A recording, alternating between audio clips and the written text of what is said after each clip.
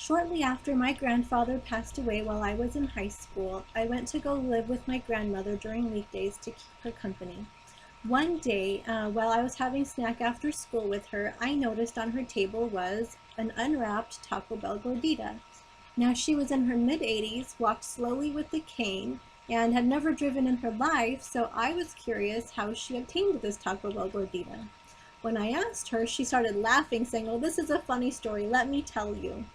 Well, she had decided she needed to have Taco Bell for lunch and decided to go and get some. Now, while she's telling her story to me, I'm envisioning my frail, tiny grandmother walking slowly with her cane, wearing her Princess Diana hat, all the way there alone. When she goes to place her order, to her surprise, what she's saying doesn't make any sense. You can't understand it. It turns out she did not have her dentures in her mouth. Instead, they must have been all of the way back home. How the man was able to take her order, I don't know, because in addition to no dentures, she had a very thick Filipino accent and was incredibly deaf. But somehow they managed. He gave her her gordita, and she carried it all of the way back home. As she sat there chuckling to herself, remembering the events, I marveled two things about my grandmother. One was her courage to be able to go all alone to Taco Bell at her age, and second was her ability to laugh at what must have been a very stressful, or frustrating at least, situation. Even though she must have been little more than the little old lady who lived alone to her neighbors, to me she was so much more. She was a lasting legacy.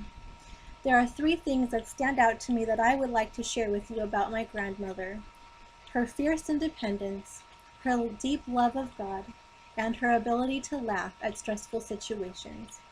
First of all, her independence. She became a grandmother when she was in her very late 60s, and she took her position as grandmother with a lot of joy.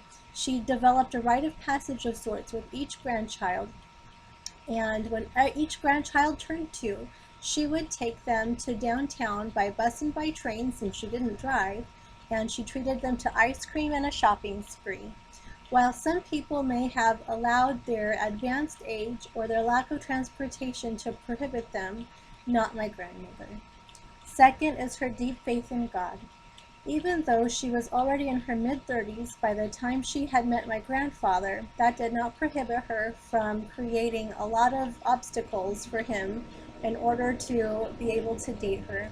When he tried to woo her and convince her on a date, she finally told him, "Look, if you read the Bible and you have a religious discussion with me and are still interested in dating me after that, then yes, I will date you."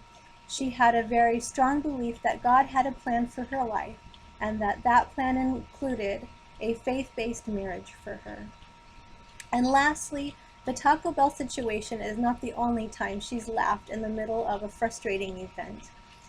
She has always been able to see the lighter side of situations. One time I was visiting with her after my freshman year of college, and I was telling her how it is so stressful to try to finance school with all of the loans, and suddenly she began to smile.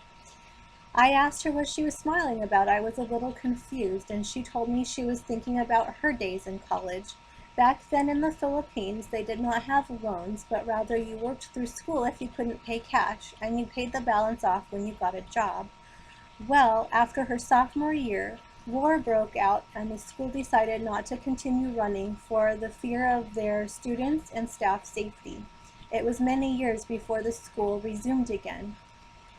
Now, while some may have lamented that they had to live through war, or that it took so many more years for them to complete school, she was laughing because when school resumed 3 years later, they had lost her financial documents, and she did not have to pay for her freshman or sophomore years of college. Even though there was so much she could have focused on that was negative, she was able to see the positive and the funny.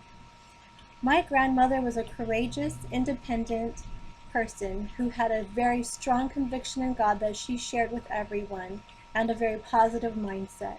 I believe that these qualities were what enabled her to live to the old age of 93. I continue to be inspired by her stories today. How many common little old ladies do you know? Or better yet, how many everyday people can you think of that have left a legacy in your heart inspired by their life stories? I would like to leave you with this question to ask yourself, and that is, what is my life legacy? By simply living my life, who might I have touched or inspired a legacy simply with my life stories? Thank you so much.